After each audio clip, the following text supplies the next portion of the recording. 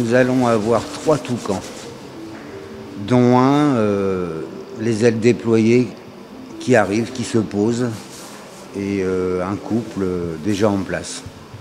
3 parce que ça permet d'avoir un regard dans toutes les directions. Chaque automobiliste doit avoir un toucan qu'il regarde. C'est important, c'est accueillant surtout. C'est donc à Kourou, ville où se distingue notamment le centre spatial guyanais, que les toucans vont prendre leur envol. Mais avant l'installation, il est indispensable de réaliser un décaissage avant de couler une dalle béton, support final de l'ensemble.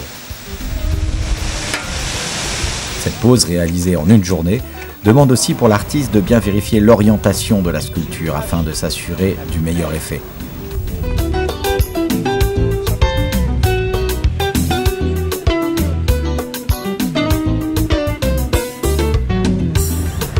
« 130 kilos.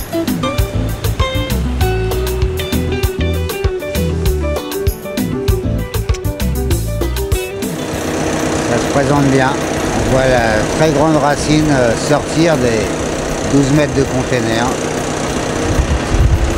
Et avec la grue, on va dresser ça dans les cieux. Le toucan principal sur la grande souche regarde l'axe de cette route, en sud-est. D'accord? Alors on le fait. Action!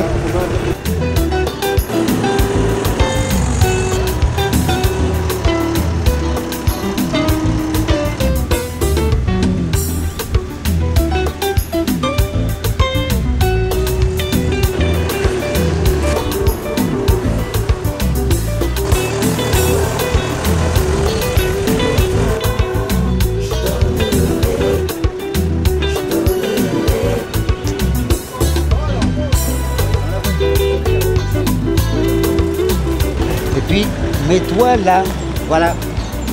C'est là, t'es dans ta bagnole, regarde. Ah, puis le racine.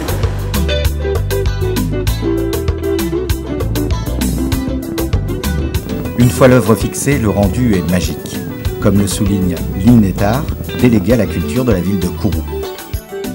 À travers ces œuvres, j'avais compris que c'était quelqu'un qui était extrêmement attentif justement à mettre en avant ce qui importait pour les populations. Il a compris qu'il fallait être sensible, mais ça c'est le propre de tout bon artiste je crois, mais il a compris qu'il fallait être sensible sur un territoire sensible. Moi j'ai envie de dire tout simplement que cette œuvre je l'ai trouvée magnifique. Je l'ai trouvée magnifique dans le nombre de réactions qu'elle a suscité. Ça a l'air de 3 oiseaux posés comme ça, mais derrière, il y a toute une histoire et on peut partir de ces 3 oiseaux pour construire et pour transmettre l'histoire de la ville de Kourou. Encore une fois, en 4 mois, je trouve que c'est extraordinaire. Merci au nom du sénateur maire et de son conseil municipal ici présent. Voilà.